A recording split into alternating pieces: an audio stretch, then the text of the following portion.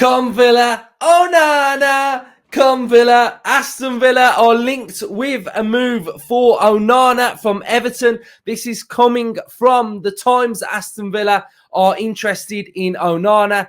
A wonderful, wonderful footballer at the age of 22. And for me, fits the profile of what Aston Villa could currently be looking for in a central midfielder. He's aggressive, he's athletic, he's strong, he's powerful, he can drive through teams, and I think he'd be a welcomed addition to Aston Villa's midfield. We know that Weston McKennie isn't a like-for-like replacement from Douglas Luiz, but Onana really excites me with his profile, with his age, 22 years of age. That average age would be coming down in the Villa side.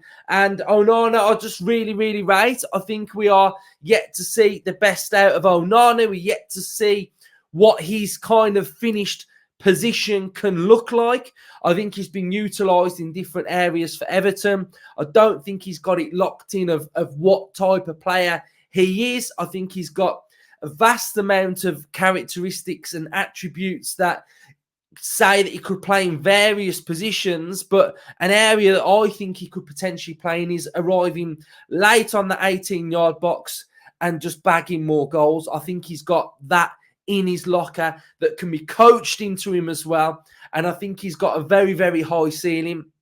So Everton would be very reluctant to see him go. We know that Manchester United are looking for Branthwaite as well.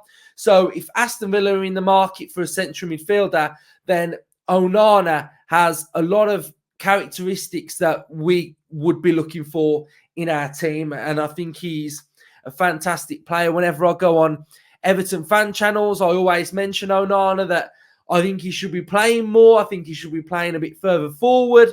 And I've just really liked him ever since I saw him sort of rip through Aston Villa on his debut. I thought that is a player there that is really, really good. And I think where Everton are, and because they've been, in and around relegation battles, they've yet really to find that certain role for Onana. So for me, I'm all for it. I really, really rate him. I think he's fantastic. Villa fans, I'd love to know what you think on Onana, but for me, tick. Very, very good player. Very, very good player indeed. So, in general SofaScore fashion then, you can help us out first. You can either scan the code that's on the screen, or you can click the link that's in the description. Download SofaScore for free, the quickest live score app at your fingertips, and you'll have all of these stats at your disposal by downloading and helping me out. So you can really help me out. I think you'd want to do that, wouldn't you? So help me out. If you are new, make sure you are subscribing. Smash a like. Let's go for 800 likes.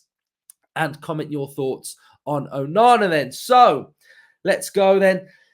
22 years of age. Preferred foot. Both. We've not had one of these before. And I'm going to say this is a SofaScore and a transfer hub first. I've never seen both used, right? So, fantastic. So, we know that his height profile is very, very high. He's at 195 centimetres. We need physicality in our Villa team. We need an aerial presence. Strengths are ground duels, tackling long balls. We have SofaScore rating of 7.06. Boom! Let's have some of that. Right, that is what we're after as well. Heat map, you can see that he's absolutely everywhere. Again, this reminds me of a bit of an Ollie Watkins heat map of he's everywhere. I think he needs to be honed in on a position and on a role, and that is his position. For me, it feels like he's utilised in vast amount of areas, doing loads of different things. It's like he's a firefighter. There's a fire there, puts it out. Fire there, puts it out. One over there, puts it out. He doesn't need to be doing that. I think he can be honed in on a specific zone, and that is his role, and that's with elite level coaching. So for me, I think there's a lot more to come from Onana. That's my first observation from that. So like I was saying, that because Everton have been in relegation and they play Idrissa Gana, Decore, it feels like it's difficult to get him in there. So he's played 30 games last season and only started 23. He averaged 70 minutes per game. He'd got 2 goals, goal conversion rate of 7%. But this is where we start getting into Onana. But those goals for me, I see more goals in his game. I definitely do. Let me know what you think. So, passing. We're at 85% passing accuracy per game, 90% in his own half, 81 in the opposition half, 71% accuracy of long balls, 63 on chipped balls. Now, this is where we start getting into like his defensive work, which, we know his capabilities. We know he's aggressive. We know he's strong. We know that he'll win those duels.